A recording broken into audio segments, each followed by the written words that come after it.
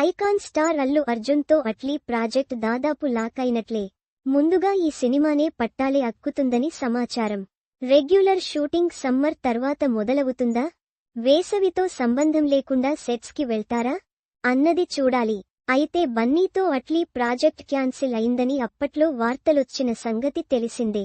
ఈ క్రమంలోనే ఇదే స్టోరీని అట్లీ బాలీవుడ్లో సల్మాన్ ఖాన్తో తీస్తున్నాడనే ప్రచారం జరిగింది.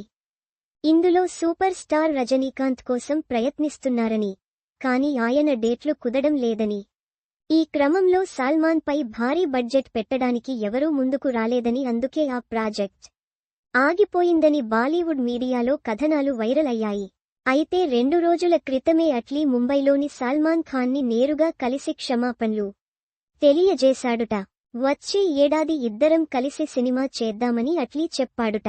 దీంతో సల్మాన్ ఖాన్ ఆ విషయాన్ని అంతే పాజిటివ్గా తీసుకుని అట్లీతో సరదాగా మాట్లాడారుట. బన్నీ సినిమాకు ఆల్ ది బెస్ట్ కూడా చెప్పినట్లు సమాచారం.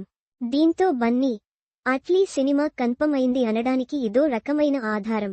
బన్నీ తదుపరి సినిమా విషయంలో క్లారిటీ ఈ నెలాఖరుకల్లా వచ్చేస్తుందని బన్నీ వాస్ చెప్పిన సంగతి తెలిసిందే. ఈ సినిమా కోసమే బన్నీ స్పెషల్ ట్రైనింగ్ కూడా ముగించుకుని వచ్చాడని ఇప్పటికే మీడియాలో వార్తలొస్తున్నాయి. అయితే బన్నీ, సల్మాన్తో తీయాలనుకున్నది ఒకే సబ్జెక్టా, అది వేరు ఇది వేరా అన్నది కూడా తెలియాలి.